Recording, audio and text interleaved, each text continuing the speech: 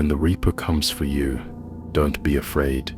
The words of my mother echoed through my head, my heart, my confusion. They were the last words she said to me before she died. My mother, my favorite person in the world, my last living family member, gone. I had tucked her into sleep that night. She had been getting older and less sure of herself, but she was still there. She just had her bad moments. I had left her with a glass of water and crackers on her nightstand, held her hand and smiled as I told her to sleep well. That's when her grip tightened, just slightly, as her eyes looked at me with love and devotion. That's when she uttered the words, "When the Reaper comes for you, don't be afraid," she calmly told me. I nodded at her, feeling the familiar, helpless feeling that always peered at me when she spoke like this. "Okay, Mom, I won't," I said quietly. I kissed her hand and left her bedside. She was asleep before I even shut the lights off. The next morning, she was found on the rocks below the cliffside, about a mile from our home. She didn't leave a note, nothing to explain her rash decision. She was just gone. When I cleaned her room that evening, I looked for clues, something, anything, to get a look into her state of mind. The only thing I found was her journal, and I would never invade her privacy. I ate dinner alone. I washed the dishes alone. I sat on the couch, ready to turn on our favorite show. When I paused, I can never watch that show again. Since the moment the officers knocked on my door this morning with the news, I haven't cried once. I've wanted to. I've wanted to scream, cry, throw things against the wall, but I can't. It's like I've shut down. I picture my phone battery slowly lowering, and then when it gets to 1%, it flashes a few times before dying. "Accurate," I said out loud, and then I laughed bitterly. Just then, a box that I was using to organize with fell from the chair. I probably shouldn't have placed it on to begin with. Spilling all of its contents on the hardwood, I sighed and picked up everything I could, until the last thing caught my eye. Mom's journal. "Found you. Sorry friend, your keeper is gone now," I said, tossing the book onto the coffee table. I flopped back down on the couch and sighed. What am I going to do? My eyes wandered around the room with my thoughts until they landed on the journal. I pondered. It felt like an invasion of privacy. She was my mom, and I respected her.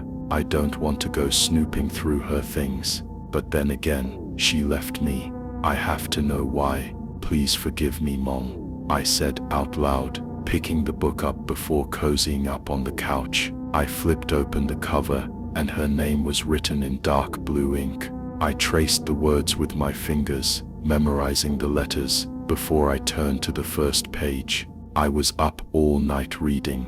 My alarm sounding from my phone brought me out of my trance. I had already called out of work the next day, but I hadn't turned my alarm off yet.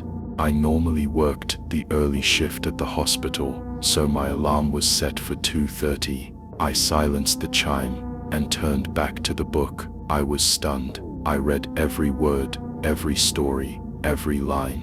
But whoever wrote this couldn't have been my mother, my kind, sweet, selfless mother, who would never hurt a fly and would pay for people's groceries at the store if they looked like they needed a little boost in their day. The woman in this book is cold, heartless, vindictive, angry, and vicious.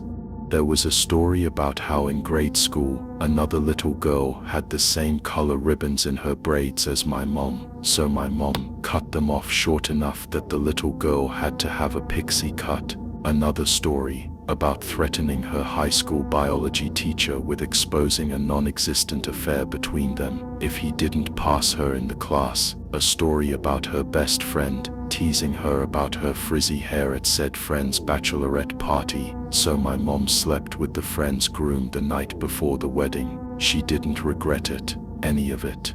The book was an endless train of her worst moments, inked on paper for all of eternity. I flipped through the pages, back to the beginning, hoping I missed something that said the book belonged to someone else that just happened to share my mother's name. I was desperate, but when I flipped to the front, her name still sat there, in her familiar swooped writing. It was hers. My eyes began to well up with tears when I noticed a date inscribed in the bottom corner of the page, but it didn't make sense. It had the date marked as yesterday. How could that be? I jumped large sections in the book searching through it. I made a decent dent in it last night, but still had a ways to go. I skimmed through more stories of her cheating on my father, her keying the car of my second-grade teacher, who gave me a bad performance review, her stalking my ex-boyfriend after he broke up with me before prom, and years and years of horrible choices. When I got to the last page, I read the last section very carefully. And lastly, my daughter thinks I am losing my wits. I am not. I have lied to her again. She was pulling away from me. She was going to take that job as a traveling nurse and leave me. I couldn't have that, so I have been pretending to slowly lose my mind, so she stays with me. That's it. That's the last of it. I dropped the book like it was a hot coal. No, this can't be true. She's sick. She's sick. She's sick. She's sick. She's sick. She's sick. She's sick. I looked at the damning book. How I wish I had just burned it when I found it. In my tears and rage, I marched it outside, lighter in hand. I can pretend I didn't see it all. I brought the flame to the cover, waiting for it to catch. 1 second passed, then 2. The book, still pristine, was untouched. The flame danced around it. In my frustration, I threw the book at the ground. I screamed, putting my face in my hands. The book is now yours. I look up quickly, head whipping back and forth as my breath quickens. I surely imagined it. The book is now yours. The voice repeats. It is a hollow voice, not sounding completely from our world. I turn around to where the voice sounded, and all I saw was the darkness of the tree line. Now, it bellowed. Terror ran up my arms as I quickly picked up the book. Confused now, I held it shaking. The book is now yours. Confess to me. The darkness spoke. Confess. Is that what my mother was doing? I opened the book up, and only blank pages greeted me. I flipped back and forth. Nothing remained. No stories of hate, betrayal, viciousness, just pages ready to be used. When I got to the first page, my breath caught. Instead of my mother's name, my name sat, in blue ink, in my handwriting. The date at the bottom page marked today. I still felt the presence of the voice near me, so I cleared my throat. What am I to confess? I asked the darkness. Whatever has burdened you, big or small, it responded. I nodded,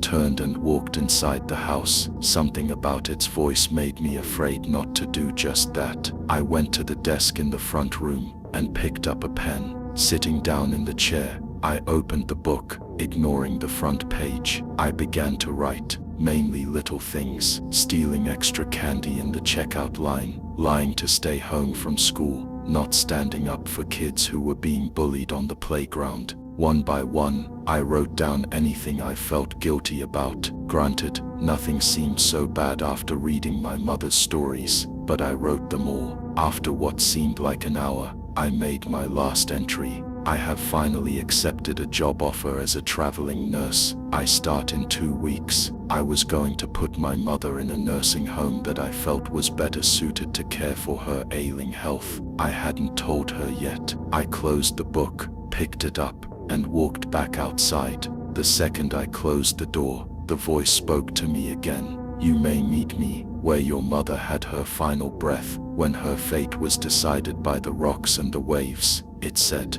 I gulped. I didn't want to go back there, ever. But how did this voice know where she died? I had to have an answer, and explanation. Maybe this thing could give me that. I tucked the book under my arm, and slowly made my walk to the cliffside. Walking through the woods at night should have frightened me, but I couldn't focus on anything else except my mother right now. The guilt I felt from signing her up for the nursing home was eating me alive the last week, and having to write it down made it even worse in the feelings of betraying my mom. Even though she wasn't actually sick, I'll have to process that later. Once I make it to the cliffside, it appears empty. I see fresh footprints in the dirt from that morning, but the rest of the land is undisturbed. That's when I see it. A cloaked figure is a bit down the path, looking out onto the ocean. He slowly turns towards me as he hears my approach. His hood covers most of his head, but I can just barely make out gray skin, pebbled with texture, and a solemn mouth. His eyes, though, are missing from his face.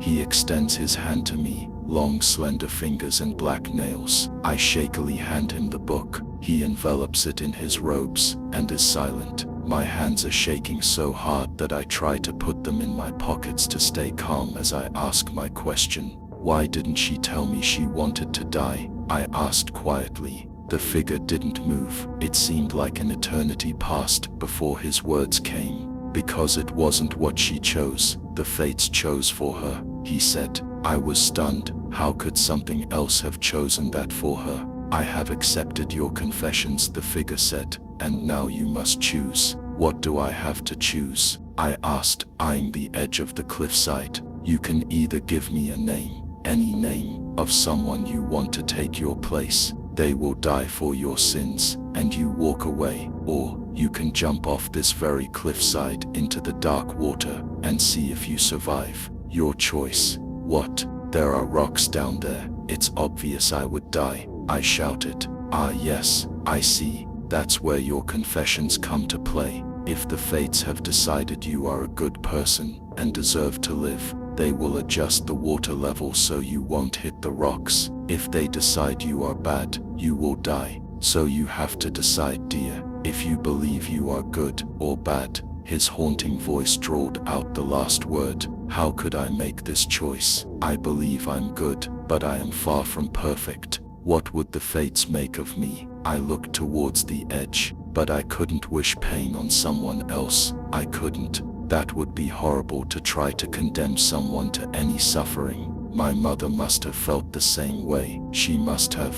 I will jump, I say calmly. I will jump and spare anyone more pain, except potentially myself. I walk to the edge of the cliffside and look down. My heart is racing, but I am trying to stay as calm as I can. As calm as I'm sure my mother was. Are you sure of your decision? The voice asked me. Yes, I want to make the same choice as my mom, I said, watching the waves crash over the rocks far, far below my feet. That is not what your mother chose, the voice behind me crooned. I looked over my shoulder. Yes, it is. How did she die on these very rocks then? I asked. She gave a name, then turned to run. She tripped over her slippers and fell backwards to her death, he stated. Oh my.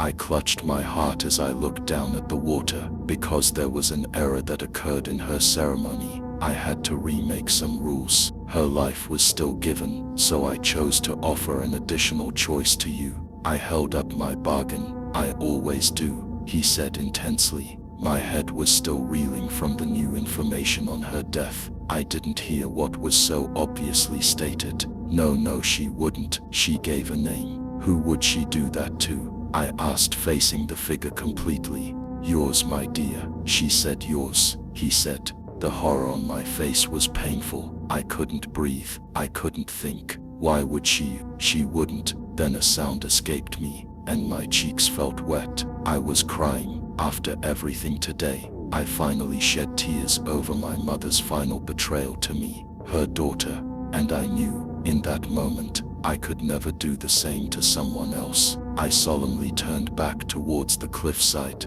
closed my eyes and leapt. The tears continued as I was falling. Then I let the sobs take over. I didn't care about my fate. I cared that the one person in my life who I loved has betrayed me in the most horrible way. I cared that my mother, my good and kind mother, wasn't the angel I thought she was, and I hated that I still loved her. As the waves neared my face, I took a final breath in and squeezed my eyes shut. The welcoming of the water enveloped me. The Reaper came for me, and I was not afraid.